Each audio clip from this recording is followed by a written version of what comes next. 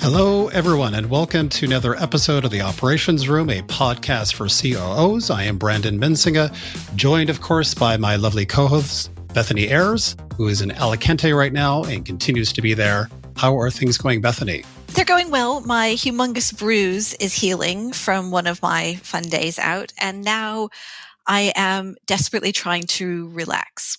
And I'm putting a lot of effort into trying to relax. The irony is not lost on me. So we've come out here for a month, and I haven't had a proper holiday since leaving Peak. And this was supposed to be my time to properly decompress and gain energy and be ready to conquer the world come September.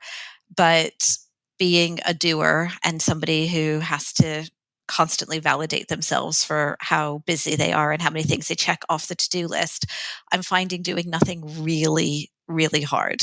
It's like, it's a waste of time. It's a waste of my life. How can I just be sitting in the flat reading a book when I should be in the sea, or I should be taking the kids to a museum? And so I'm trying to just not. And also, so I brought 2 business books with me. And so I tried reading business books, but unsurprisingly, they didn't help me relax.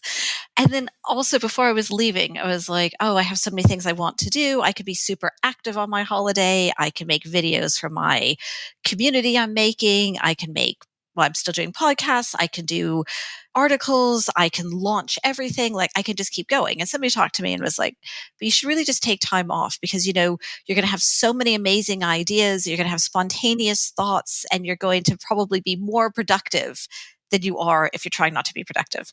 And Brandon, how many spontaneous, amazing thoughts have I had? How many have you had? Zero. Right. How effortlessly productive have I been? Zero, right. Zero. Okay. Nothing is coming. And so now I'm trying the opposite. I'm trying to just do absolutely nothing so that spontaneous ideas and activity and energy will come to me. Okay. So by purposely trying to draw everything down as much as you possibly can, allow yourself to be in the moment to foster these innovative thoughts is kind of the motif. And it's not working at all because, if you try and have thoughts and you try and have spontaneity, it doesn't work. And so I have now tried to give myself permission to literally do nothing. And that's my experiment for the remainder of the holiday. This is a problem for people like us because at the end of the day, when you come off the back of working very hard for a business or whatever it is you're doing previously, you have this inbuilt urge to do stuff and to be productive. You're like, I need to be productive today. It's how we're trained, right? You wake up in the morning, I need to be productive. What am I doing? A, B, and C. And that whole mindset and grit that's associated, all that is there and you can't turn it off, or it's very hard to turn it off. So I have exactly the same problem. In my experience, it usually takes me 4 to 6 weeks to properly be able to turn it off. And that requires not a holiday in this case, but some kind of career break, or you're walking in the Himalayan mountains for 3 months to be able to get to that place. You can do it. It just takes time, but it's time that we don't often have. Oh, that makes me feel a lot better. 3 weeks in and I'm almost relaxed. Exactly. So give yourself another 3 weeks and you'll be there. Just in time for September and pushing on with the new things. So we've got a fascinating topic for today, which is why licensing 170 SaaS tools is a great idea, with Joe Aurelia, Senior VP of Operations at Cyware. But before we get to that, Bethany, there were a couple things I wanted to talk about with you on this topic. So Statista was telling me that the average number of SaaS applications for organizations worldwide is 130 applications. And interestingly, that number has gone from 80 to 130 applications over the past 2 years, so increased by 65%. So there's a lot of apps happening in a lot of companies, and it continues to grow at a pretty dynamic pace. And I've recognized that there has been an explosion of SaaS buying and management platforms that are out there. And for those that haven't heard of this before, it's basically a SaaS platform to manage SaaS platforms. So if you have a lot of SaaS applications, essentially it's meant to help you procure SaaS software, manage it effectively in terms of its renewal process, and also the provisioning of it within the organization in this case. So there's companies like Vendor, there's companies like Vertus and Cloudera that do this. And this segment, I think, is getting much more popular as it stands right now for obvious reasons.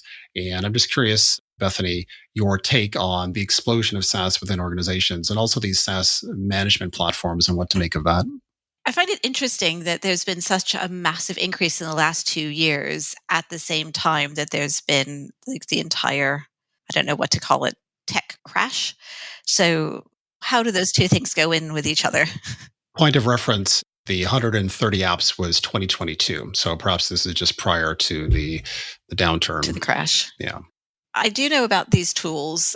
We looked at some of them at peak for 2 reasons. One was to help basically have a contract management system in place, understand everything we're procuring, have almost like a sales force on the other side. So when are the renewals coming up? Be aware of being able to give notice on time, enough time to decide whether or not you want to renew it. And then also they promise great savings by renegotiating your contracts. But when we looked at it, I looked at a couple of these platforms, the issue was it was pretty expensive and it covered your year one savings, but then it was like a 3-year contract. And so it doesn't end up being net neutral. And they're like promising future savings, but it didn't make a lot of sense how that was going to happen. So in the end, we opted to just build something in house to track contracts and negotiate hard at points of renewal.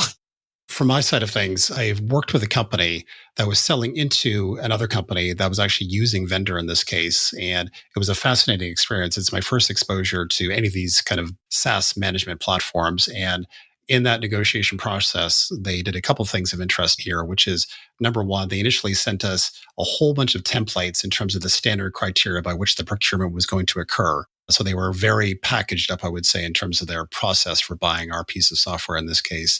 And I think what was apparent in those templates right from the outset was very difficult, onerous terms. And I remember speaking with the individuals in this company in terms of negotiating back. I was saying to them, look, in their templates right now, there's 2 or 3 things that don't make any sense to me. Number one, they're asking for net 60 out of the gates, and usual terms for payment terms is net 30. And given the fact that we're a SaaS scale up, that net 30 is quite important in terms of our cash flow. So we should be negotiating back on that front very clearly at the outset in terms of that set of templates. And the fact of the matter is, we're selling into a much larger organization that is highly profitable. And there's no way that they can tell me that somehow their cash strap, thereby the net 60 is required in this case. So that's a clear point to go back on. The other onerous term that was sitting there was to do with their price lock for year one. And that was sitting there in the template saying that we cannot effectively increase prices in year 2 based on the year 1 lock. And the same thing, onerous terms where we clearly need to go back to them to say, look, if you want a price lock year 1, then what we're doing now is negotiating a 2-year contract and not a 1-year contract, in my view. But I think the point here is that I think with dealing with a company like Vendor, they're so packaged up to the hilt in terms of how to get the best deal for the company that they're representing in this case. And I think the last point of note is that what I also distinctly understood was that they're collating data across all the price points for all the vendors in terms of the per seat amounts. And if you're in a position where, as a SaaS company, you have wildly varying price points, they're going to catch you out, essentially, which is they're going to say to you, look, your average price point, which they're not going to say it like this, but essentially this is what they're doing. We've collated your price point. It's actually $25 per seat, not the 50 that you're suggesting right now. And I think with that data in the background, it's going to be a very difficult negotiation process if your pricing is kind of all over the map in terms of what you're charging recipient organizations in this case. In any event, this is my experience with Vendor. How does it work with the terms? So are customers actually contracting with Vendor then? And vendors contracting with software companies? Yeah. This is fascinating, isn't it? The champion we were selling into, he said to us at that point, I'm going to pass you over to procurement. And who we passed this over to was Vendor, who was obviously representing them.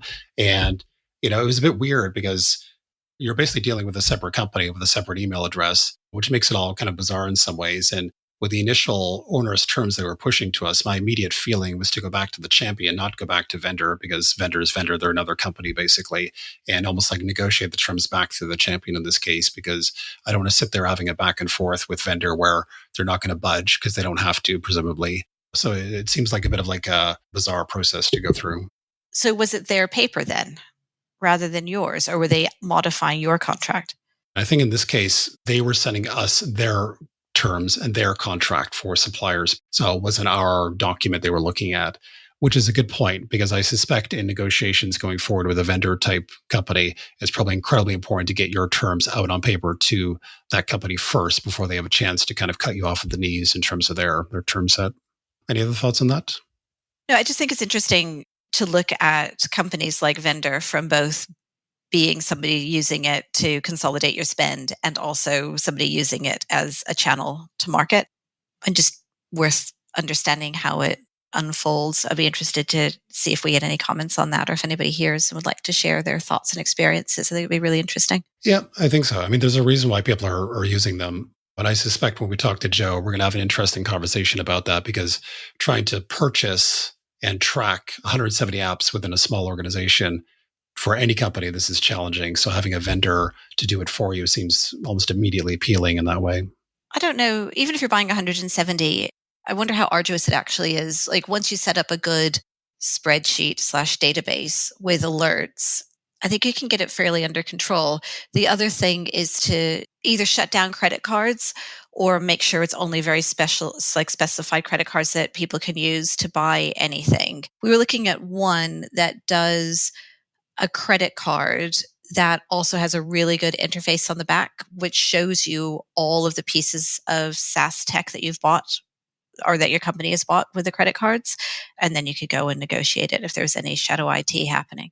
All right. So we've got an eye popper for today, which is why licensing 170 SaaS tools is a great idea. So why don't we flip over to our conversation with Joe and dig into the 170 apps.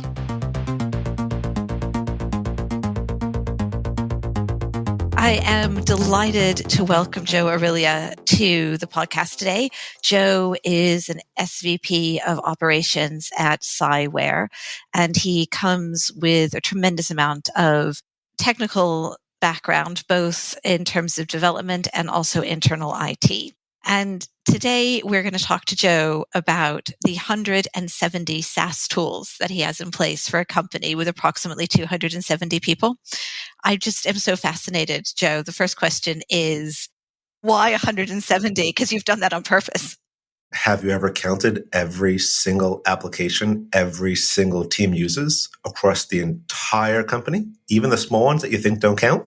I have recently, and we didn't reach 170. I think we were at about 90, maybe 95. It adds up. And when you think about a very heavy engineering organization and a very remote first organization, you really try to automate as much as physically possible. So even if you just take the revenue operations stack by itself and you take in all the heavy hitters and the integrations and all the BDR tools, it adds up, considering all your finance tools, your billing tools, your SaaS tools, your invoicing, your dunning. Every single thing is a piece. There can also be significant internal tools, right? You could have internal tools that you're licensing. And if you are in a compliance-laden world, you're tracking every single tool of the ticket, you're provisioning, you're deprovisioning, you're authorizing. It adds up, unfortunately. So when you think about this standardized procurement process, that makes tremendous sense for any organization. Can you maybe just walk us through your best practice thinking a little bit? Because every company endures this in terms of dealing with vendors, one-off situations with different types of negotiations, non-standardized and so on. So I'm just curious around standardization, what that looks like and what you think. So let's say one of your teams says they would like a particular tooling, and they've done some research and they say, okay, hey, procurement, go purchase this thing. Well, there's a stop there, right? There's questions. What is your use case? Does this tool meet your use cases? Are there other tools that meet those use cases? Are there different comparative benefits? Once you pick that tool, well, let's look at that tool long term. Does it match compliance, have an ISO and a SOC? Does it have to run in a FedRAMP environment? Can you back it up? Can you restore it? If it goes down, what happens to your business? How critical is it from a continuity point of view? Is it scalable? If you're buying it for 50 users and in 2 years you might use it for 100 users, can it even handle that? Does the tiering allow SSO integration? Can you map that to your other systems? Is there any kind of orchestration that you can use to automate other systems and prevent duplication amongst all of your applications so you don't have 270 applications? There's a formal process that we technically have. It goes through a number of different teams. Procurement hits it first, asks a bunch of questions, has to go through compliance to ensure that it has the appropriate controls, especially based on the kind of data that's going to be inside of it. So if we say, Salesforce, all company data, right? It's got to meet certain controls. If we say something like a graphics application, it's not going to be the same level of diligence, associated with that. Contract's going to have to look at it, renewals. So it's a number of different steps to get something out the door, even in a smaller company, in my opinion, if you want to track it and keep that nice and clean. That sounds really resource heavy for a smaller company. Do you have somebody who's particularly dedicated to it? How do you spread the load?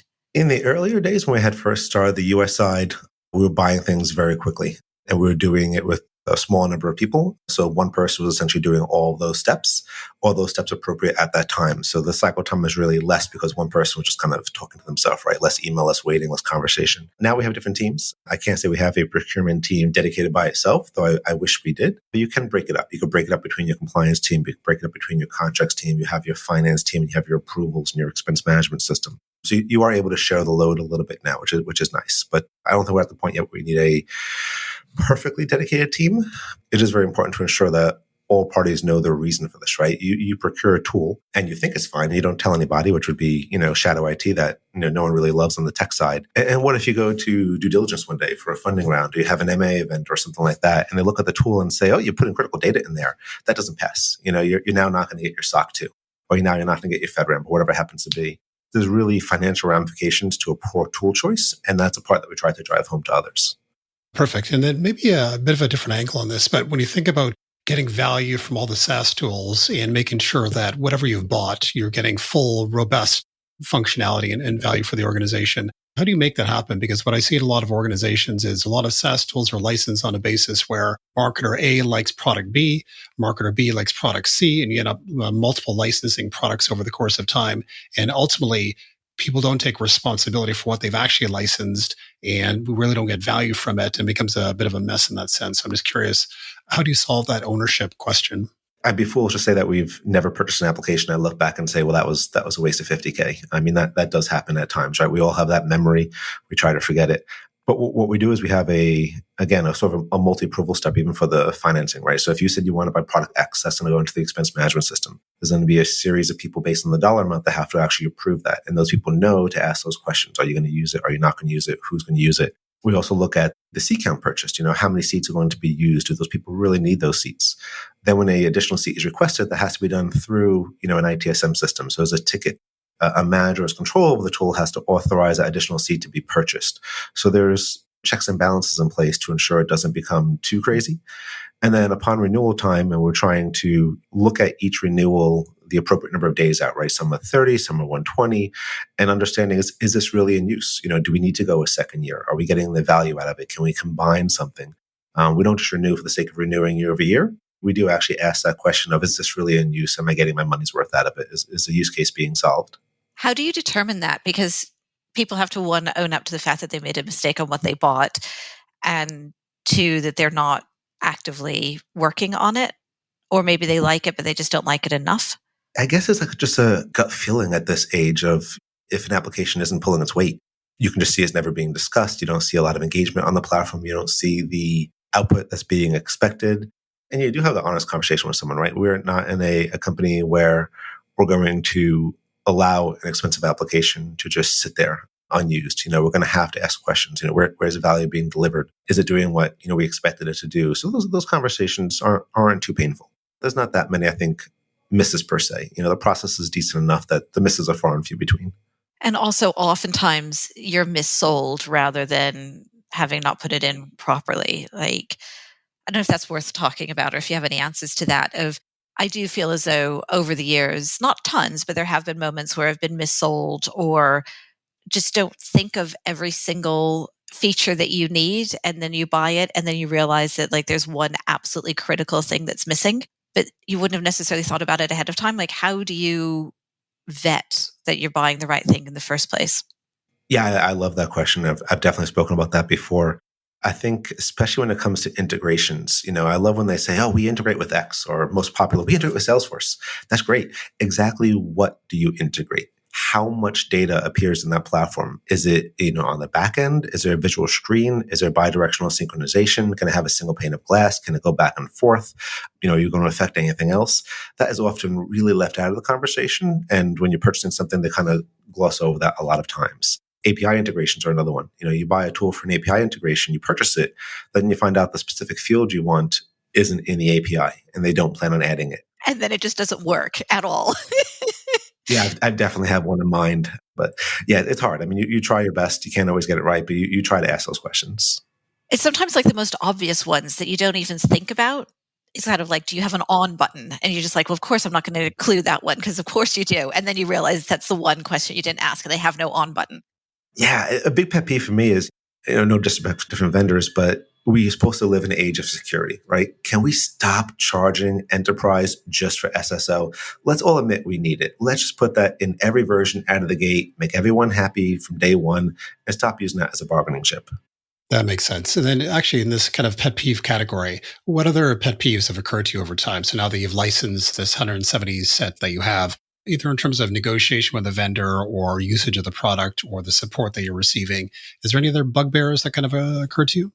Support's always a question. I mean, if it's a good SaaS product, you don't often need a lot these days. But if it is one where you need support and they're just completely no ping back, no conversation, that's upsetting, right? Especially if you can't get your data out of the tool, you can't get support, something's just broken.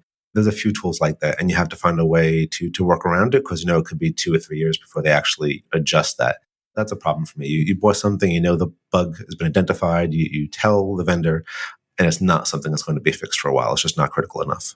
And then maybe to take a step back, and this is a bit of a broader question based on your background, but you've spent the past 8 years prior to your current role being the chief information officer that you were previously.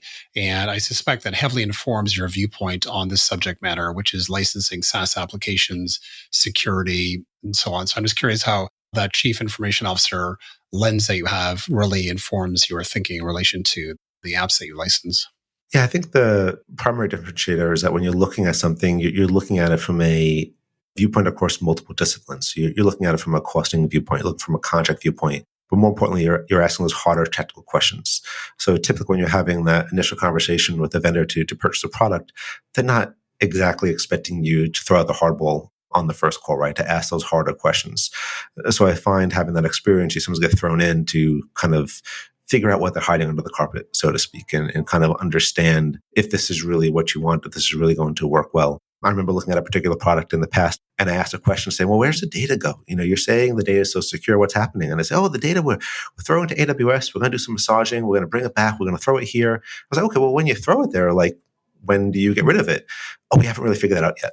Okay, so you're going to take our most sensitive data, you're going to throw it in AWS, you're not going to tell me where it is exactly, you're not going to tell me when you're deleting it. And I'm supposed to just sit here and be warm and peachy and say this is all cool. Those kind of questions, sometimes are beneficial.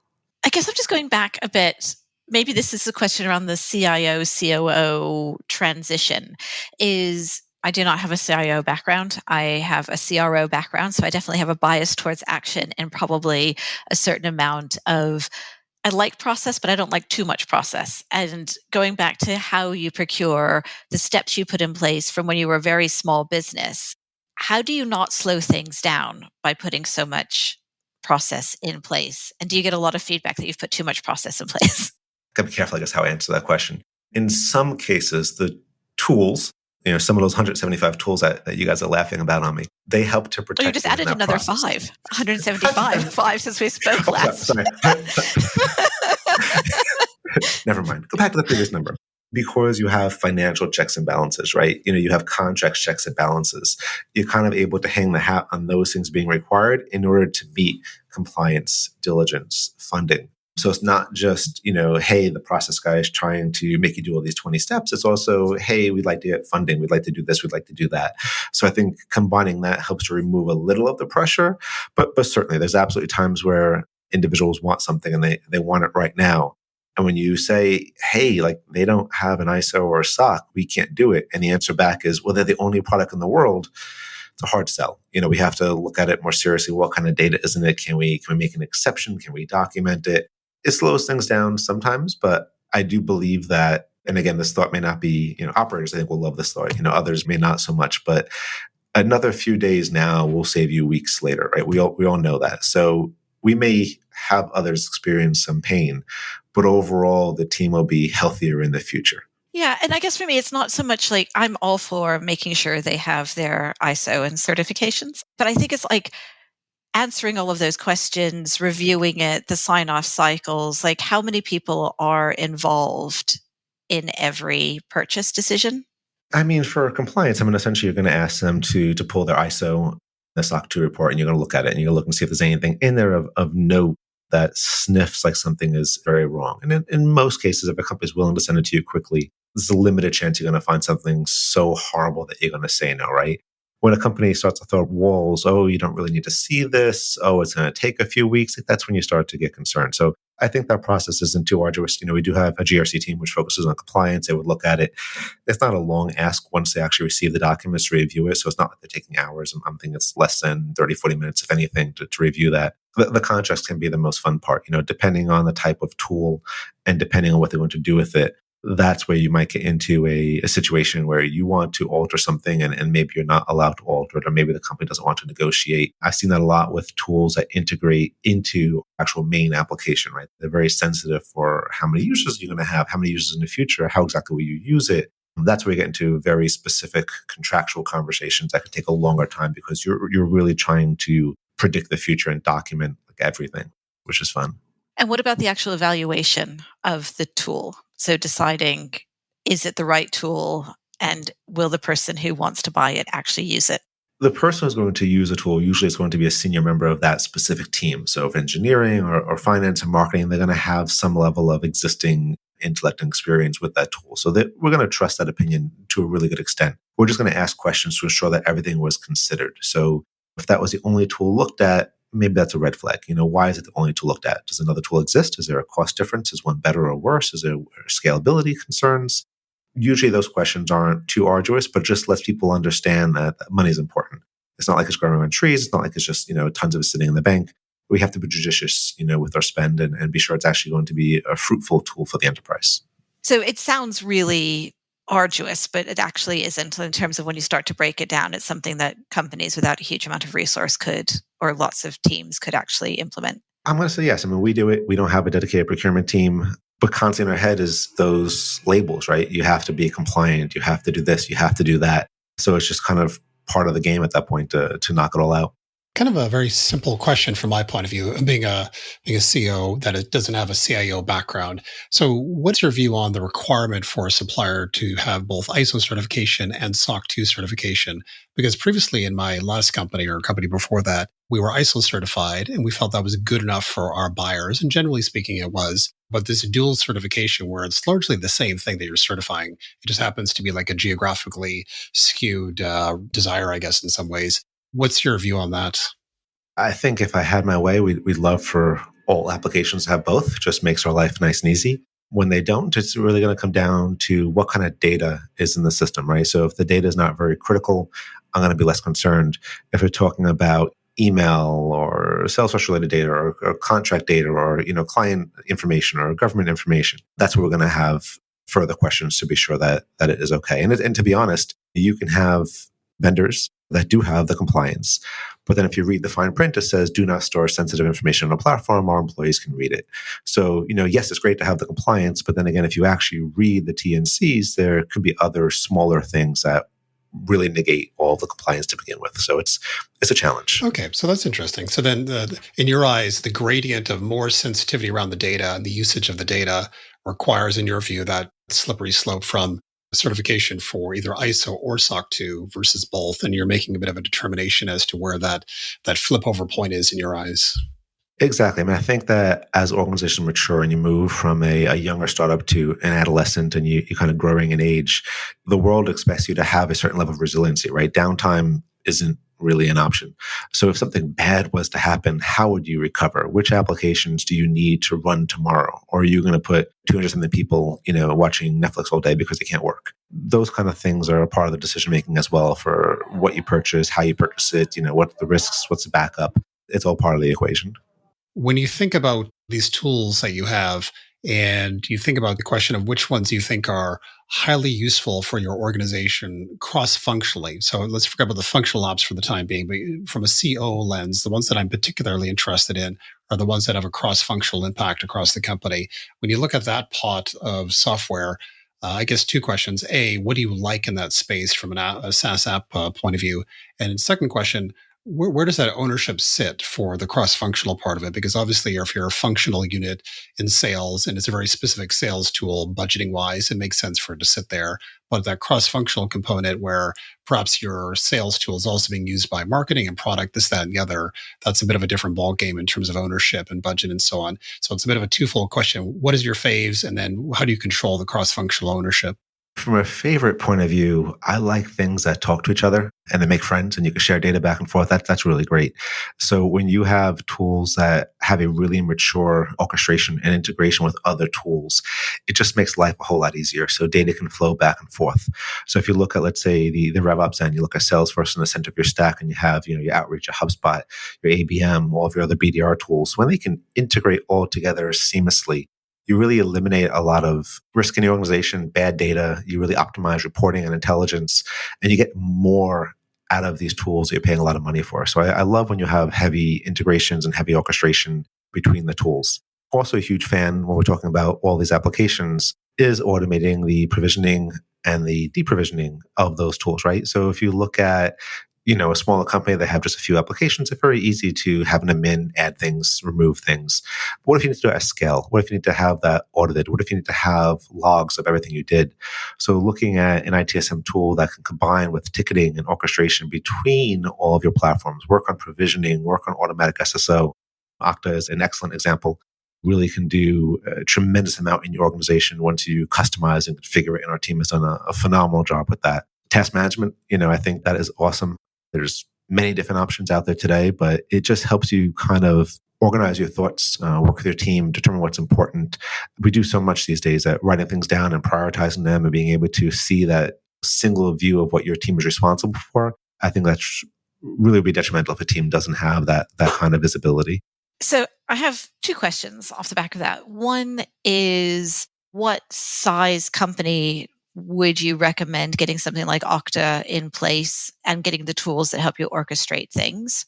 I have an answer. I'm not sure it's going to be a favorite answer. I think as soon as your budget can afford it, it is an excellent thing to get, because as most things in operations, the longer you wait, the more arduous it is to make it work later on.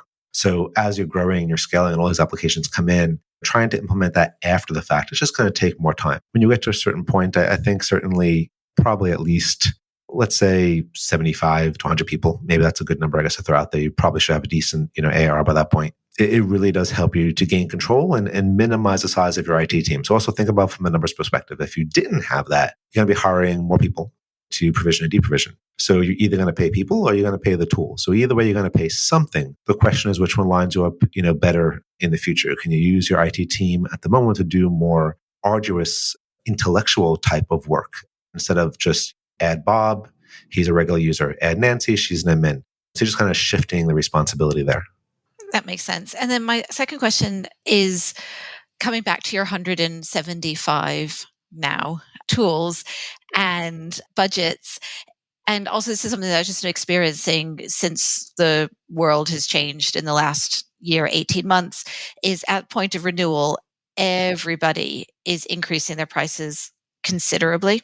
How are you handling renewals? And are you starting to find that maybe you don't actually need all 175 because it's adding a lot of extra costs beyond what was budgeted originally?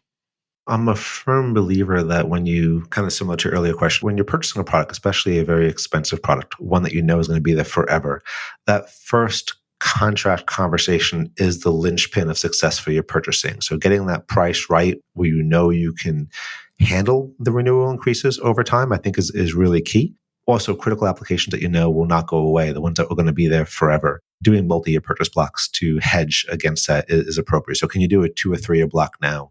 Can you stage it where okay, I have 100 users now, I'm going to have 150 next year, but right now I'm going to put it in place in the contract that those 150 users are going to be at a lower price. So you're kind of knowing your future budgetary expenses based on your negotiation beforehand. So in some cases, for bigger applications, we can do that, which really helps. In others, it's a conversation depending on the term. Sometimes some agreements also include we can't increase more than X, 3X, 5X. So you try to get that in the contract as well to prevent an insurmountable increase. If your CEO came to you tomorrow and said, look, Joe, we need to cut SaaS spending by 20%, For all our listeners out there, that are going through this kind of conversation with their executive team, what would be your recommendations as to how to best approach that? The easiest part is looking at all the users you have associated with all those applications and determining if they still need to be there. So can we trim those users moving forward on the renewal? So for example, you might have been very heavy on one web conferencing platform, and then over time, maybe you found a free one. So can we migrate those users over? Can we cut those expenses? So by keeping user counts down, that does tend to allow us to do that if required.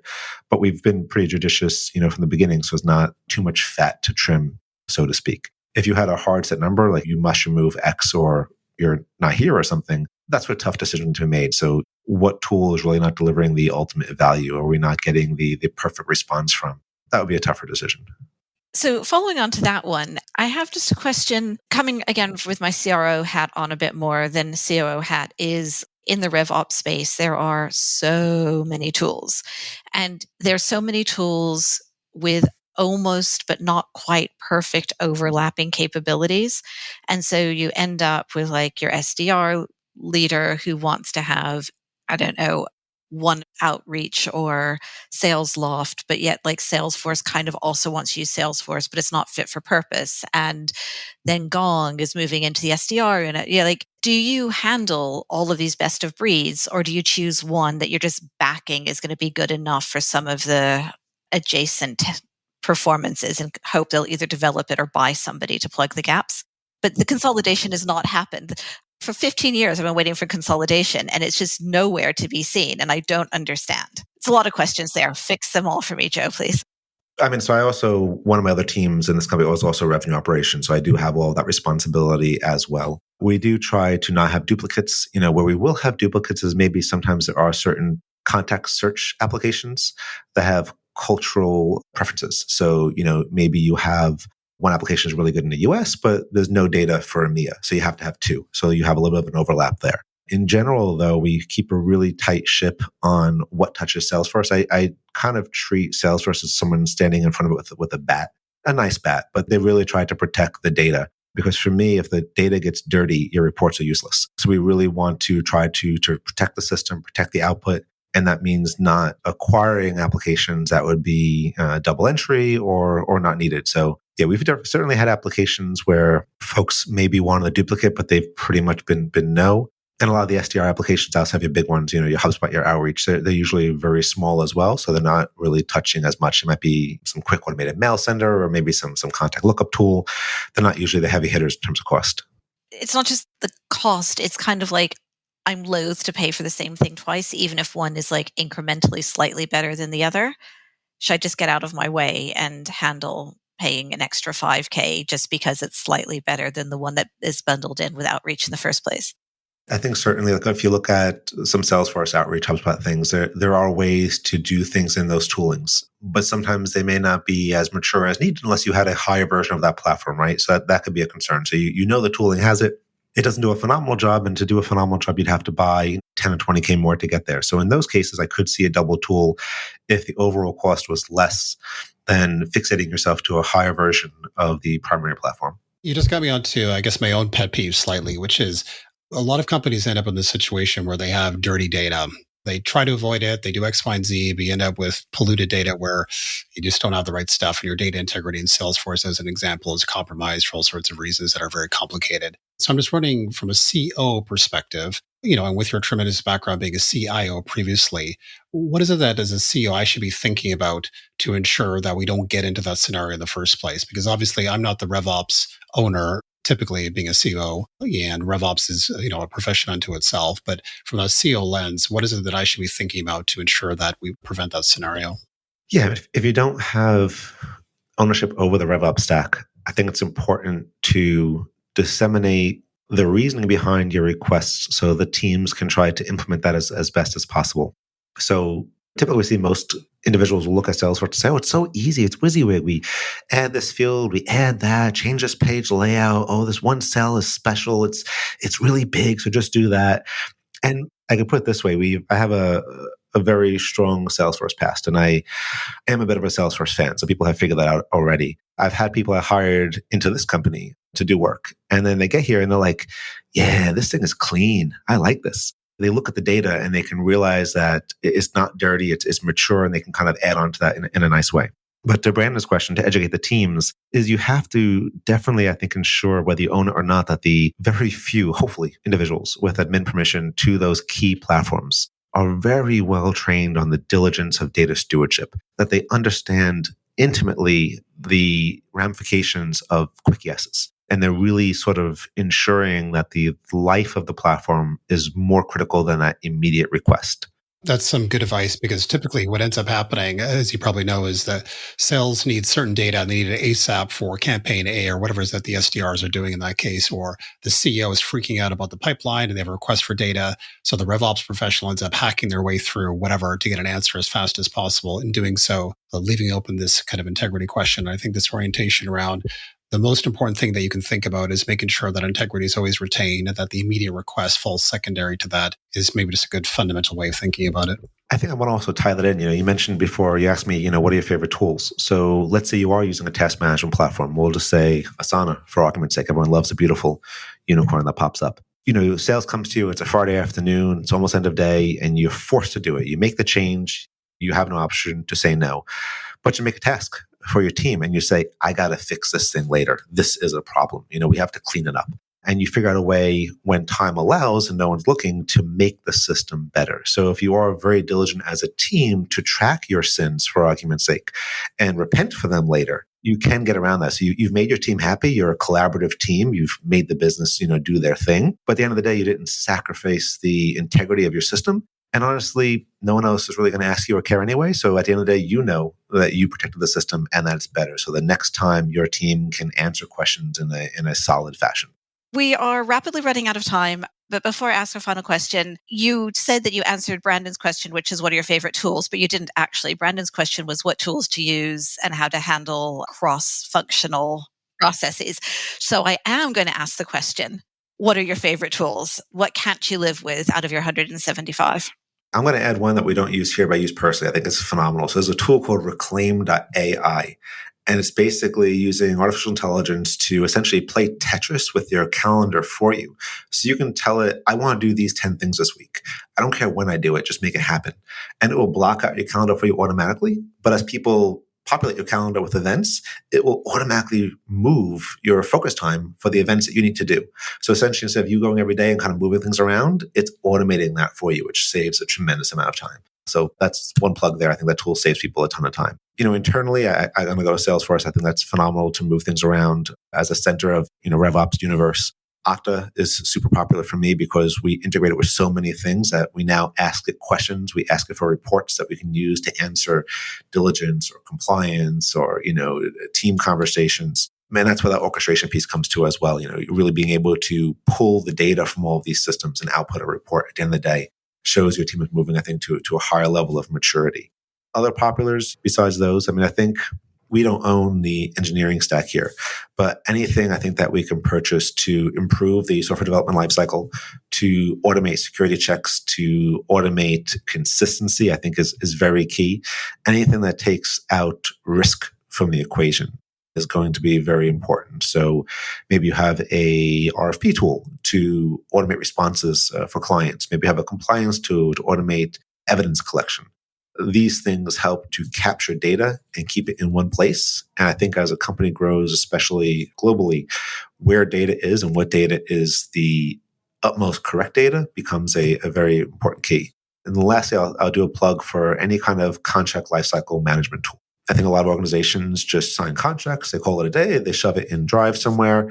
But can you really extract all the metadata from those agreements? Can you understand how to ask reports of all of the agreements in your company? I think if a company was to focus on adding that into their mix, they could answer even more questions for the business and become even more integral to future decisions.